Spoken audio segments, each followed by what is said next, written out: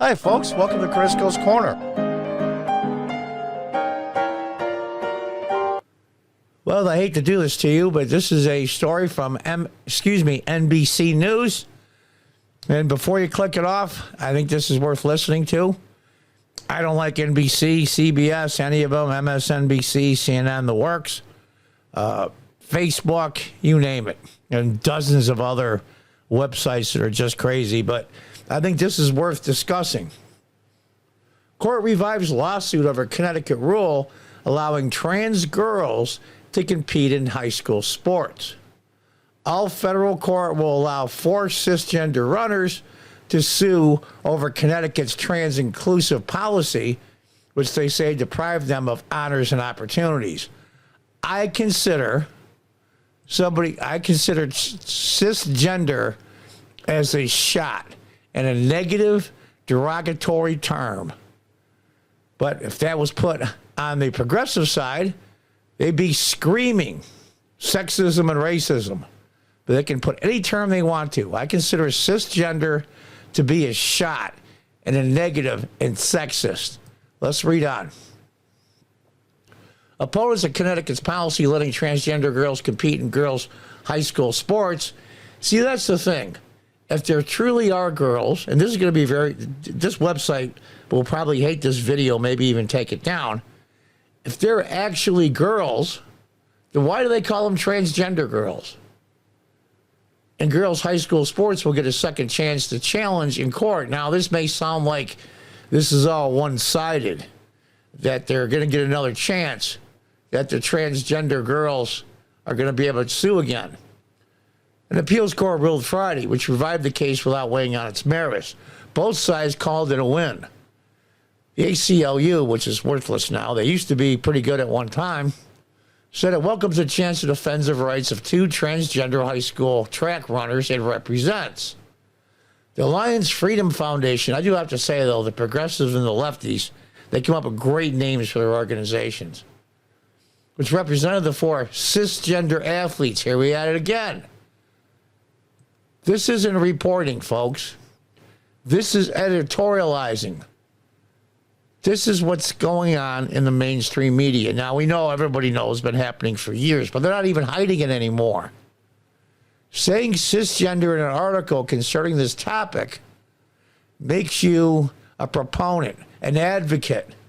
It doesn't make you an unbiased reporter, which represented 4 cisgender athletes who brought the lawsuit, said it looks forward to seeking a ruling on the case's merits. In a rare full meeting of all active judges in the Second U.S. Court of Appeals in Manhattan, of all places, judges found the cisgender runners, I hate that term, have standing to sue and have described injuries that might qualify for monetary damages. Now, what do we talk about lately? What do all the progressives talk about? Waiving the student debt. $60, $70, $80, $90, $100,000, and you pay on it for 20 years, and you barely pay the interest. And who lines their pockets? The same academia, the same major universities and colleges that teach this craziness to their students. They're indoctrinated. And at the same time, these students are borrowing money. I mean, it's amazing to me. Try with bad credit to get a $5,000 credit card. You couldn't. But if you're an 18-year-old with no credit or even bad credit, you can get all the college loans you want. Why? Because you can't get rid of them unless you die, and not even then, it stays with your estate. It's incredible. Meanwhile, the trade schools, which a lot of them are struggling, you can't get a loan. You can't get a guaranteed loan and go to trade school. It's be 1/10, 25% of what you would owe for college and come out with a trade like carpenter, electrician, stonemason. The list is endless. But you can't get a loan for that. The point I'm trying to make is this. I'm not even going to say cisgender because I think that's disgusting. These female high school athletes are competing for full scholarships and partial scholarships to save them tens, if not hundreds of thousands of dollars in the long run, including interest on their loans. So they do have a monetary stake. They do have a monetary stake. So they can sue for monetary damages. That is fair. The case has been dismissed by a Connecticut judge in 2021, and that decision was affirmed by a 3-judge panel of the Second Circuit. Well, it's a Second Circuit. It's Manhattan, for Pete's sake. I mean, you know, like winning a case in San Francisco. At least 20 states have approved a version of the blanket ban on transgender athletes playing in K through 12 and collegiate sport teams nationwide. I agree. It's interesting. Do you find it interesting that we'll pick the women's U.S. soccer team and the WNBA as two examples? How many trans women play on the U.S. soccer team or in the WNBA? And I'll do a little thing like Jeopardy. Do do do do do do do do do. While you're waiting for the answer, and the answer is none. And why is that, do you think? Because they won't allow it. Now, they don't say so, and they run their mouths, these female athletes in the U.S. soccer team and the WNBA, that it should be allowed, but I noticed that none of them are there. I've said all along, I wish President Trump would talk to a lot of his rich buddies and buy a WNBA team. Pay off all the people that have contracts in that team and fill it with, maybe not every single one, but 90% of the team with trans women. And put them in the league. Put your money where your mouth is. Put your mouth where your priorities are and your ideology is. Put your money where your ideology is. But they won't. Why? Because they know it's different and they know it's not fair. Oh, gosh. As proposed, the rule announced in April would establish that blanket bans would violate Title IX, which has been twisted and turned and distorted, mostly by, wait for it, President Obama and his people. What a shocker. The landmark Gender Equality Legislation Act in 1972, which was meant to be equal. Equal as in so much money goes towards women's sports in college. And they twisted it and turned it, as usual, just like they did Roe v. Wade. What was it, the Fourth Amendment issue, and it really wasn't, and it was twisted and turned and distorted. And they're doing the same thing to President Trump and his trials. They twist and distort the meaning, make up laws just for him. That's what they do. Lawfare is the progressives' #1 weapon. Under the proposal, it would be much more difficult for schools to ban, for example, a transgender girl in elementary school from playing on a girls' basketball team. But it would also leave room for schools to develop policies that prohibit trans athletes from playing on more competitive teams if those policies are designed to ensure fairness or prevent sports-related injuries. Now, how do you ensure fairness when the trans girl is head and shoulders physically above the biological girls? How can you do that? It's impossible. In a statement Friday, the Civil Liberties Union and the ACLU Foundation of Connecticut cast the ruling as a victory for the two runners they represent. Yeah, because they get to go to court some more. Andrea Yearwood and Terry Miller, knowing the Second Circuit, wrote that transgender runners have an ongoing interest in litigating against any alteration of their public athletic records. And that's the thing. Some of these so-called trans women in high school and in college have had public athletic records because they're shattering the girls' and the women's records.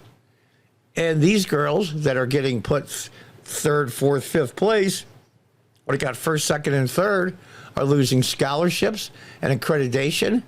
And to say, I was the Northeastern best swimmer for high school seniors in the Northeast in this whatever league they have. They can't say that anymore on their applications to get scholarships.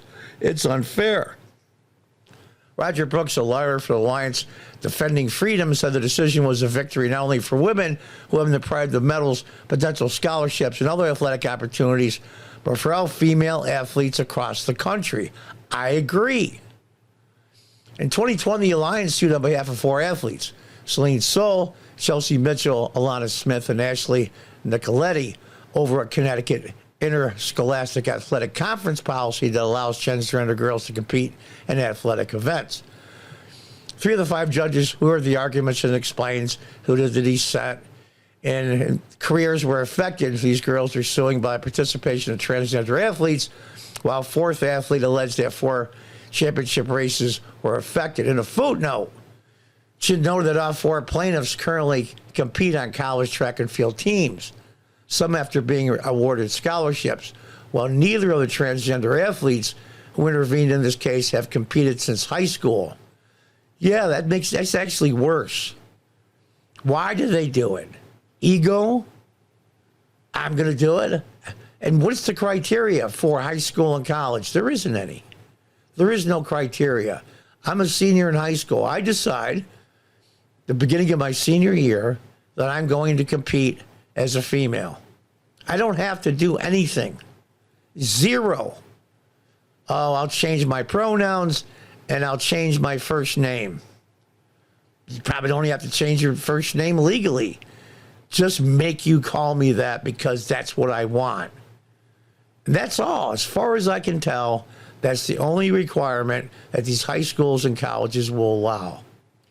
And he pointed out no one was able to cite any precedent in which a sporting governing body retroactively stripped an athlete of accomplishments while the athlete complied with all existing rules and did not cheat or take an illegal substance. That's not true. I can think of a very, very famous one, an Olympic one, American Jim Thorpe, a Native American that was screwed out of gold medals because I think he got some room and board somewhere. I mean, just nickel and dime stuff, and they stripped him of his medals. Where were the lefties back then? It's not the business of federal courts to grant such relief, Chin said. So, are they going to be able to strip them of their first, second place accomplishments of trans women and let the biological girls get screwed over? I don't know. This is a mess. And here's the part that really and truly I don't get, but I kind of get in a certain way. Where are the feminists? Where are they? I don't get it. I really don't. The only way that the feminists are not raising hell about what's happening to girls and women is because they're stuck in this stupid mental, I'll call it mental illness of the oppressed and the oppressor. Since trans women and trans girls are an ultra small minority, they have to be the oppressed. So biological women are the oppressors. That's the mentality that these people have. Because I just don't understand how. I mean, you could do a man on the street interview with 100 women in any major city, even New York. And I doubt very much if you would get 20, 25% to say it's okay. Maybe if they didn't do it on camera because they don't want to be picked out and be thrown out of their progressive friends club. That they'd be banned on social media and not get a job because your face was shown in a video saying it's unfair. That's why they don't speak out. It's the fear of the minority that's keeping the majority silent. And we've seen that scenario throughout history. And every single time that has turned out into a disaster of huge proportions. What do you think? Until the next time, God bless, goodbye, and good luck.